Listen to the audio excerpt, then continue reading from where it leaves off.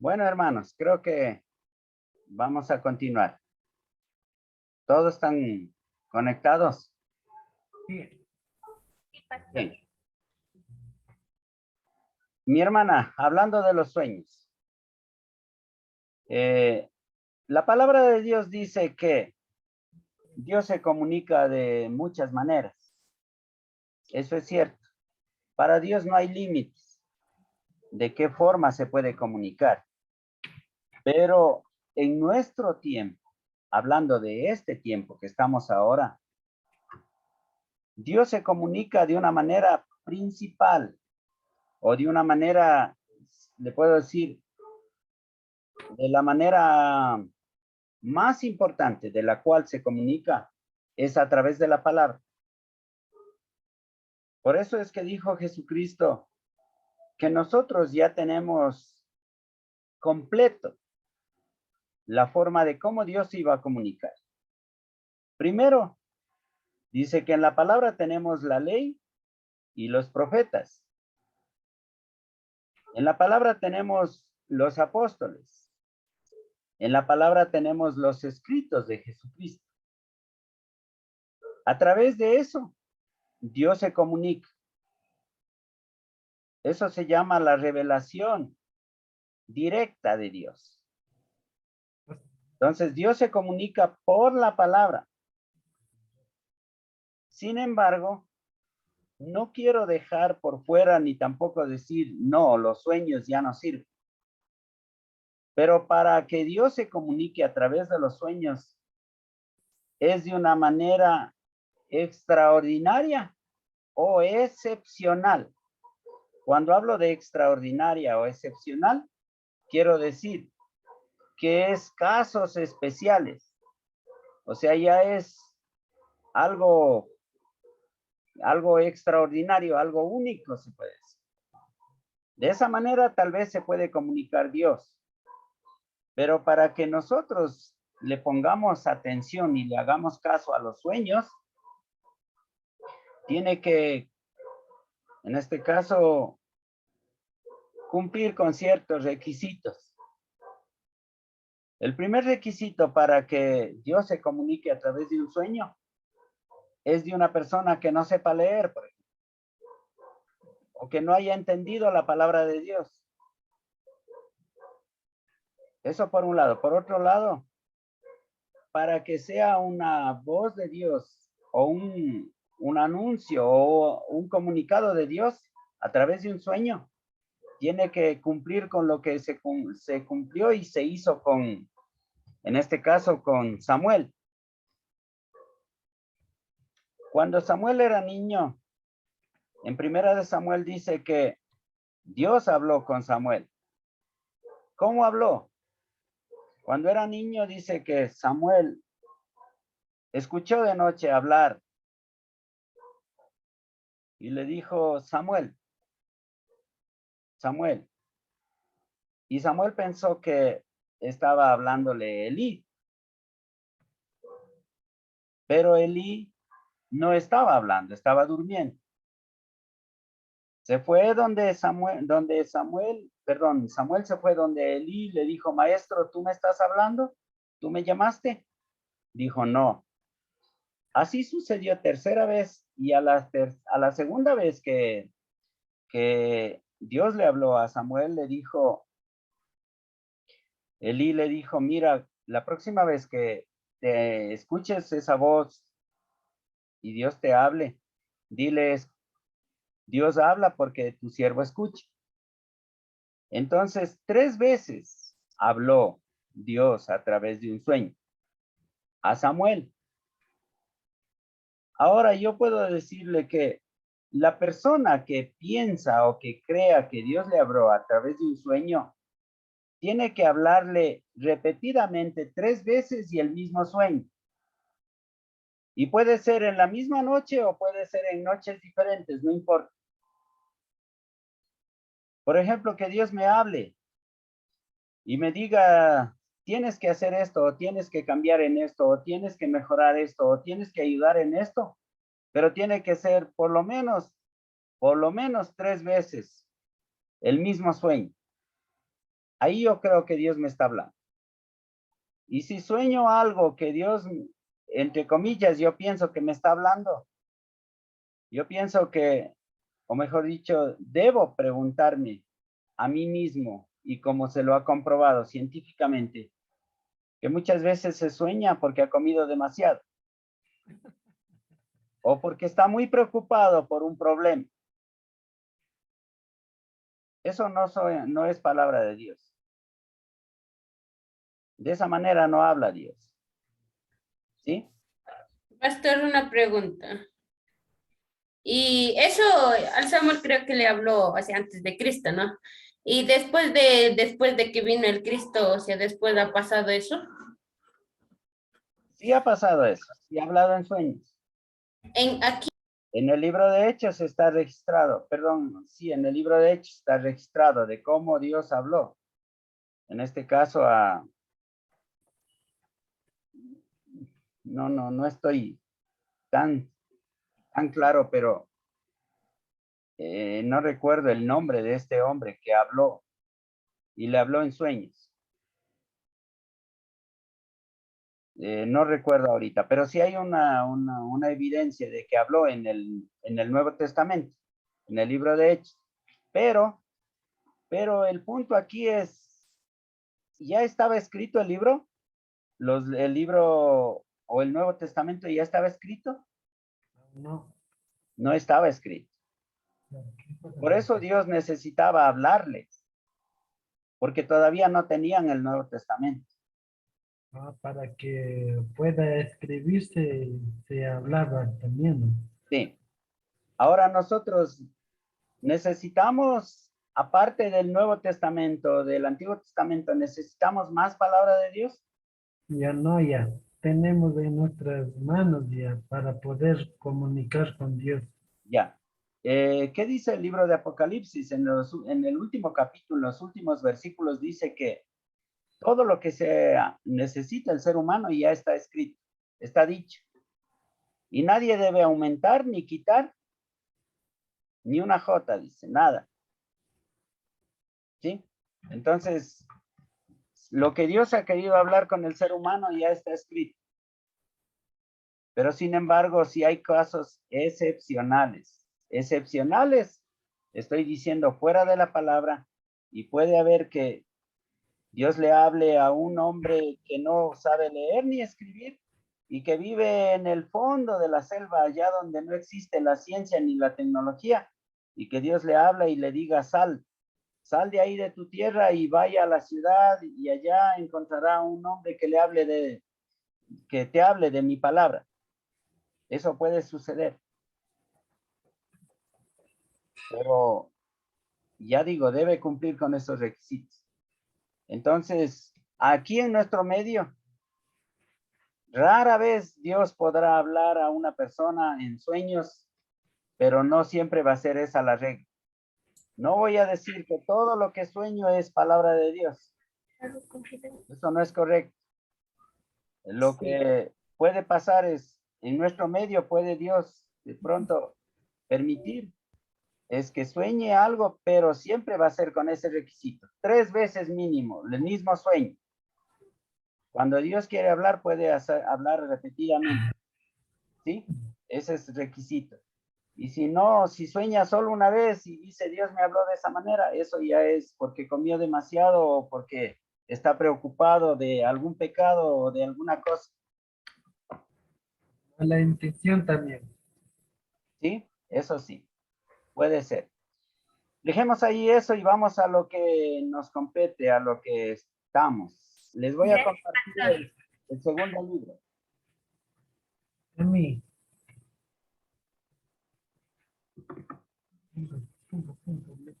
segundo libro. En el libro de Francisco La Cueva, Este está compartiendo.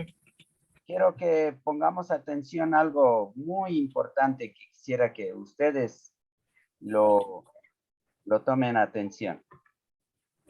En la lección 1, bueno, yo les voy a ir compartiendo ahí en la pantalla. Déjenme Aquí, el punto que quiero aclarar, decirles. ¿A qué página no me voy? Déjeme ver la página. A la página 4. En la página 4, ahí en la pantalla, usted va a encontrar por qué el ser humano o por qué es el hombre un ser ético.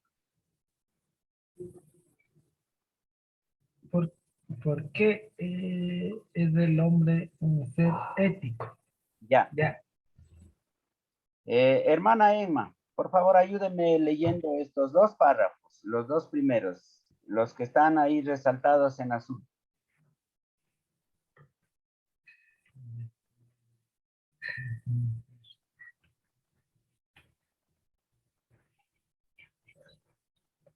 ¿Sí alcanza a mirar, mi hermana? Sí, si no es que está ya leyendo, está apagando el micrófono. Ya. Este, a diferencia de los brutos animales, y el ser humano está dotado por Dios de una mente capaz de razonar y ¿De un?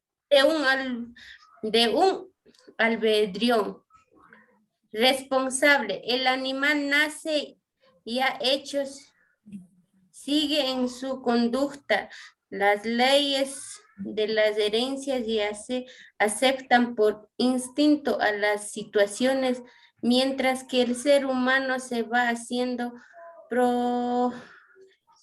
progresivamente escogido, continuamente su futuro de entre un ¿Manojo? amajo, ¿Manojo? manojo, perdón, manojo de posibilidades a golpes de deliberación sobre los valores de los bienes y conseguir que le sirven de motivar para obrar y le empujan a una decisión en cada momento de la existencia. Por estar dotado de una mente capaz de razonar y abstraer, el hombre puede prefijarse un fin determinadamente y tratar de hallar de medios necesarios para conseguirlos. En la vida humana hay siempre una meta y una andadura, pero el hombre no es un ser autónomo, Autónomo.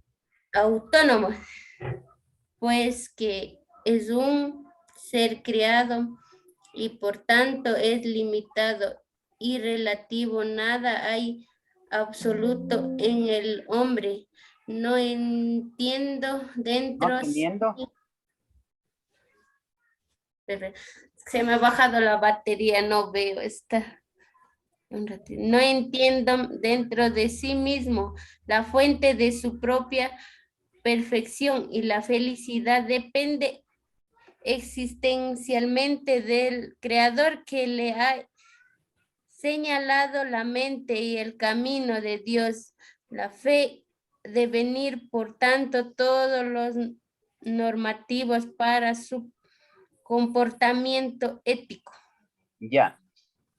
Hasta ahí lo que está diciendo el párrafo y lo que trata en este caso, este folleto, este libro es que hay una gran diferencia entre las dos creaciones de Dios. Cuando hablo de las dos creaciones, estoy hablando de la creación animal y la creación humana. Gran diferencia porque la creación animal, el animal vive por instinto y por ley establecida por Dios y no tiene opción de escoger. El animal no es un ser, en este caso, con un libre albedrío como para escoger ser y vivir éticamente. No, el animal no es así. Pero sí el ser humano. El ser humano está dotado por una mente y un corazón con el cual puede escoger, en este caso, vivir el libre albedrío de la manera correcta, de la manera como su creador le ha creado y le deja y le enseña que viva. Sin embargo, el ser humano no es una persona capaz de por sí solo ser ético. No, el ser humano no tiene una ética, se puede decir, fuera de Dios. Por eso es que nosotros no podemos hablar de una ética humana. No hay ética humana que sea correcta, porque si hubiera una ética humana que sea correcta, todo ser humano sería un ser ético. Si hablamos de que no todo ser humano puede ser ético, es porque hay gente que no conoce a Dios y no tiene ética. En el mundo existe la ética, se puede decir, natural o la ética profesional.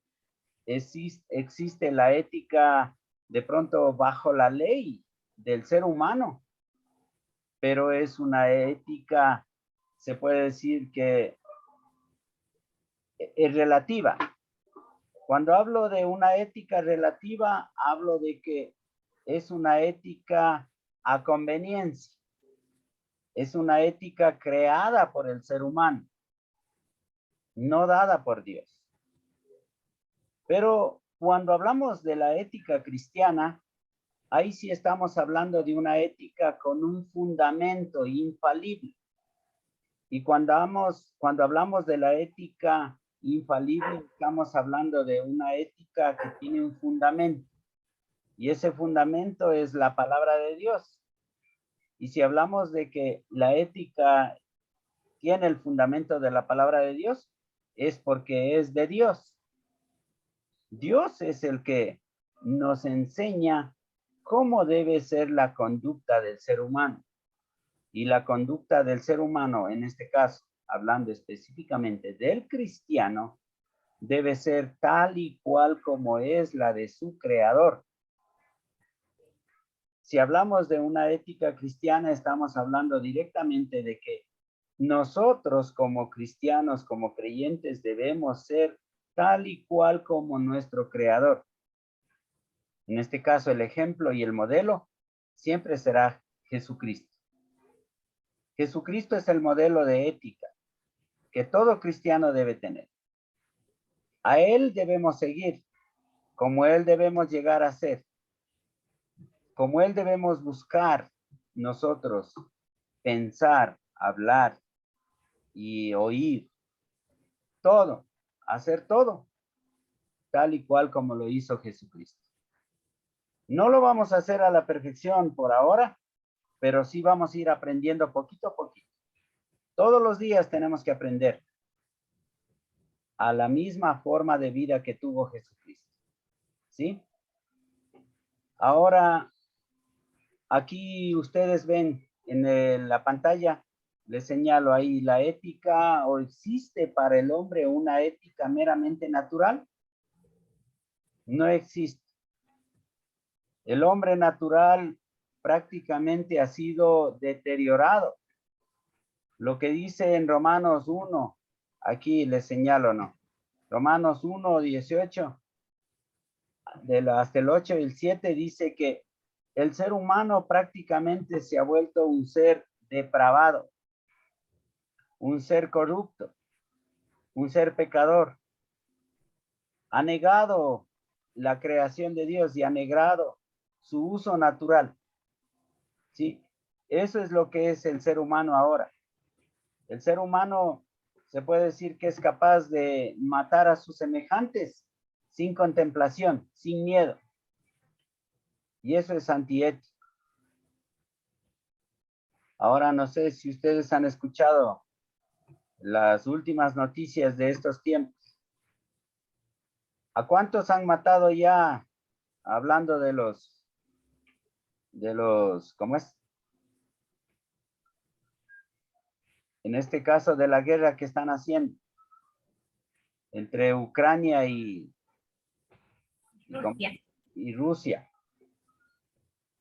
¿Cuántos han muerto ya? ¿Y culpa de quién es? ¿Quién está matando? Culpa de los gobernantes. ¿Ya? Culpa de los gobernantes. Paga la gente inocente. Eso es antiético. Eso no es correcto. Delante de Dios un día te tienen que rendir cuentas. Y ahí han muerto muchos cristianos también. Que Dios nos libre de esas cosas. El punto más abajito, aquí yo les resalto ahí, dice, existe una ética válida. ¿Cuál es la única ética válida que existe en este tiempo? Mi hermano Raúl, ayúdeme leyendo lo que dice aquí este párrafo. A la luz del Nuevo Testamento, ¿cuál es la ética válida? La ética válida. Sí. Ética válida. A la luz del Nuevo Testamento.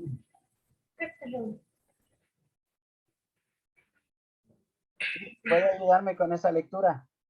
A la luz del Nuevo Testamento, Cristo está en el centro de la historia de la salvación para toda la humanidad, partiendo en dos la historia antes y después de Cristo, y la geografía a la derecha o a la izquierda de Cristo, de tal forma que el destino definitivo de todo ser humano, su eterna salvación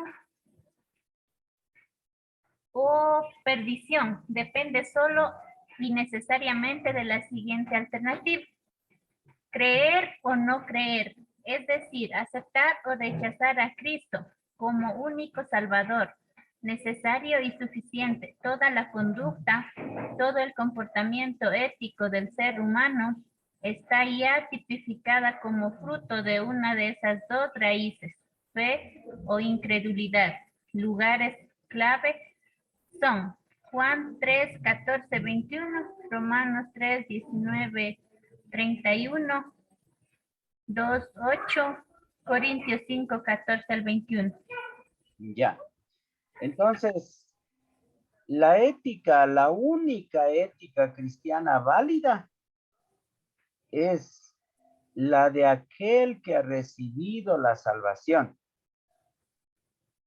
Si hay alguien que no ha recibido a Cristo y no ha sido salvo todavía, no puede hablar de una ética cristiana, porque no entiende, porque no es capaz de ver, de saber, entender y de vivir. No es capaz. El único que puede vivir, ver, vivir y entender la vida cristiana es el que ha nacido de nuevo, el Hijo de Dios. Solo los cristianos podemos hablar de una ética cristiana. Nadie más. Que Dios nos ayude a entender eso, ¿no? A tener como fundamento. La ética cristiana está fundamentada en la palabra de Dios, en Cristo, y está fundamentada en el nacimiento de nuevo, o el que ha nacido de nuevo, o está fundamentada también en este caso, en los hijos de Dios. No hay otra forma de hablar de ética cristiana.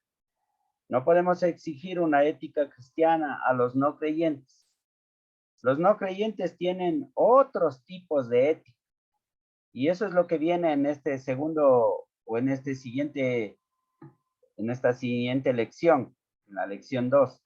Aquí habla de sistemas éticos, utilitaristas. Cuando habla de sistemas éticos, habla de otros sistemas éticos. Y aquí voy a pasar así un poco rápido y espero que ustedes lo lean más detenidamente. Los sistemas éticos que existen en el mundo son, como dice aquí, este punto del epicureísmo.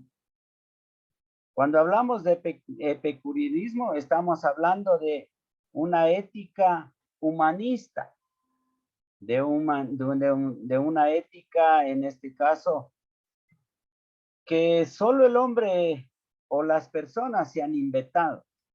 En este caso, los que fundamentan y los que crean este tipo de ética es, como dice aquí, Epicurio. Epicurio en los años, ustedes pueden leer aquí, en los años 341 a 270 antes de Jesucristo, nació esta ética, hecho por Epicurio. Y en este caso, el que siguió con este tipo de ética es Sócrates. En este caso también es Panfilio, como dice ahí. Ellos son los que practicaron esta ética. Pero esta ética prácticamente le lleva al hedonismo. ¿Qué quiere decir hedonismo? El hedonismo es aquel hombre o aquella persona que se preocupa de su propio bienestar. En este caso, se preocupa solo de su propia apariencia y bienestar. Cuando habla de hedonismo, está hablando de lo mejor y de lo hermoso y lo bello que se presenta o que quiere ser las personas. Eso es hedonismo. Hedonismo es, en este caso, decir, yo soy el único ser infalible, hermoso, bello o se puede decir infalible. Ahora yo puedo decir o puedo preguntar en este caso, ¿hay personas en el mundo que se creen ser así? ¿Que creen ser infalibles? ¿Que creen ser santos? ¿Que creen ser hermosos? ¿Que creen ser bonitos y bellos? Como dicen, no, son perfectos. ¿Hay personas así en el mundo?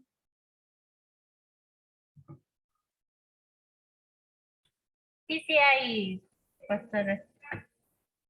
En este caso podríamos decir que hay muchas personas así y que se cuidan tanto en su apariencia física, en su manera de hablar, en su manera de pensar incluso, en su manera de comportarse también, pero todo es por orgullo o todo es por vanidad, todo es pensando en sí mismos, no en los demás.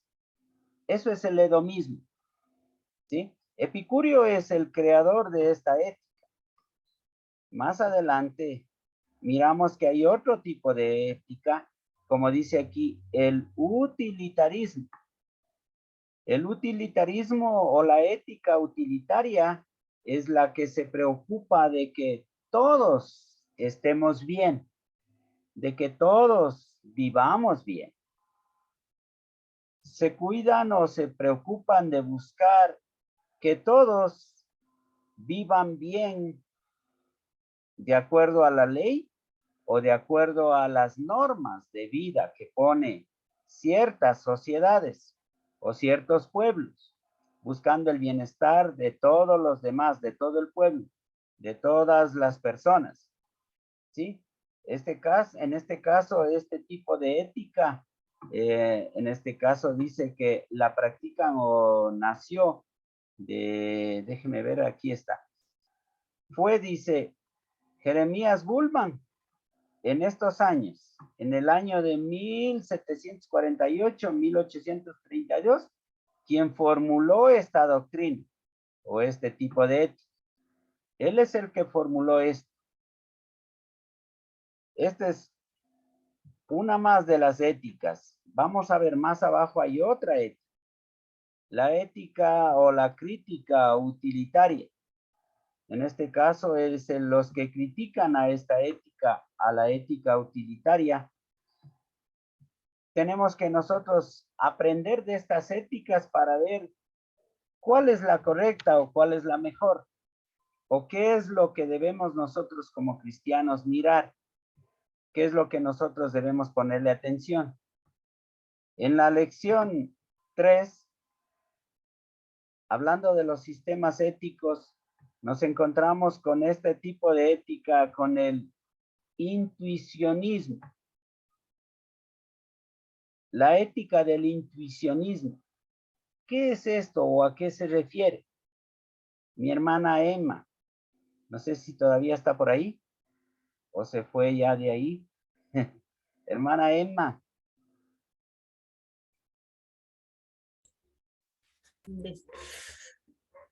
¿Puede leer? Ya, pastor. A ver, todo lo que está señalado. ¿Puede leer, por favor?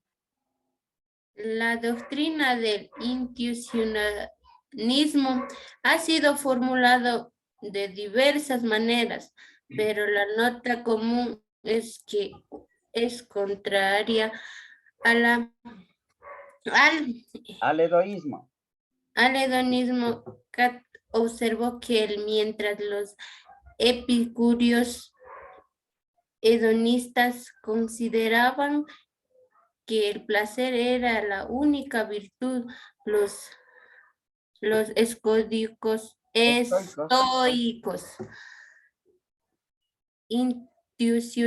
intuicionistas consideraban que la virtud es El único placer. el único placer de enseñar que lo importante de la conducta es el motivo el cual ha sido ser el deber motivar de ontológico para determinar el deber postulan un sentido moral que nos informa de manera intuitiva o bien atribuyen esta función a la razón en caso de que ésta domine en la conducta. Estoicos.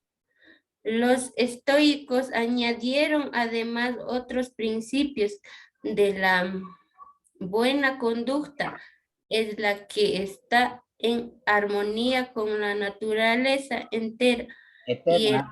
Entera, perdón. Entera. Y el mal es lo que es irracional y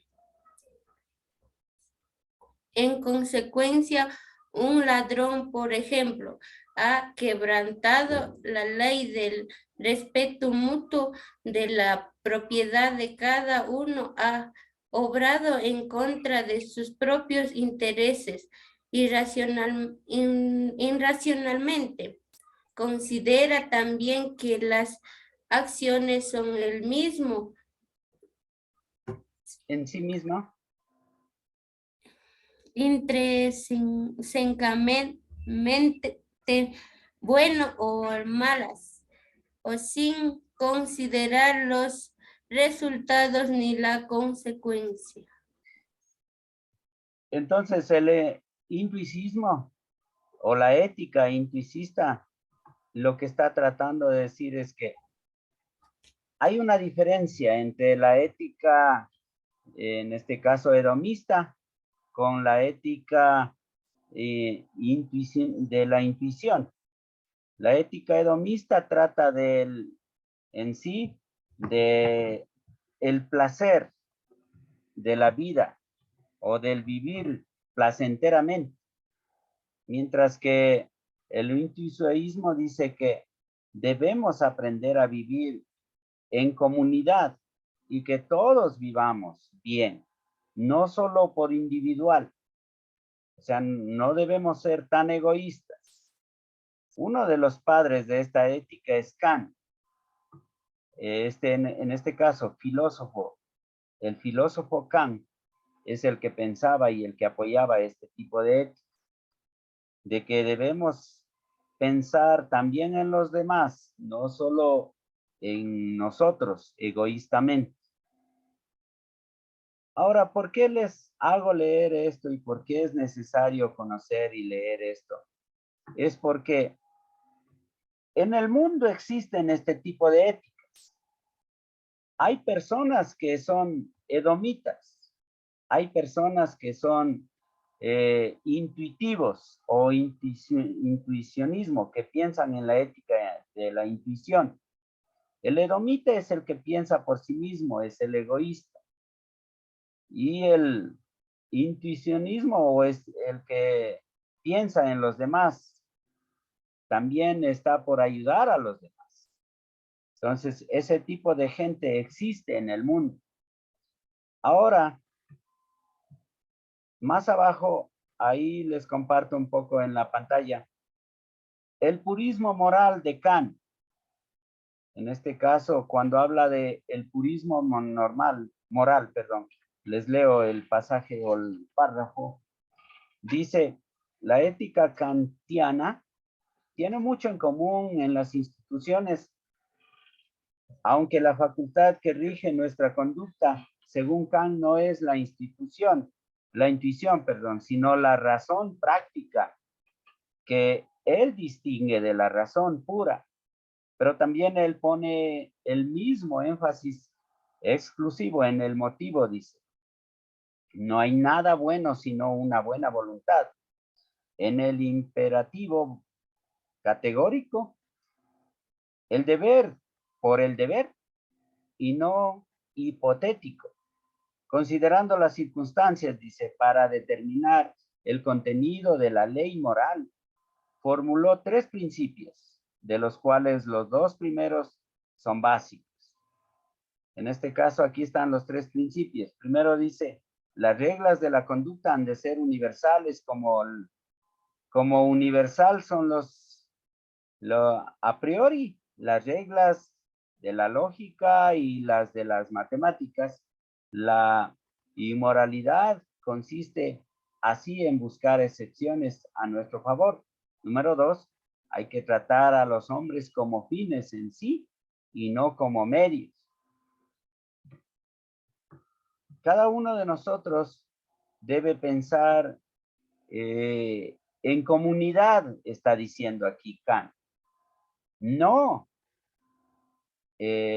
por individuales. O sea, no debe ser individualista, sino debe ser una persona que piensa en los demás también. Este tipo de ética existe en el mundo.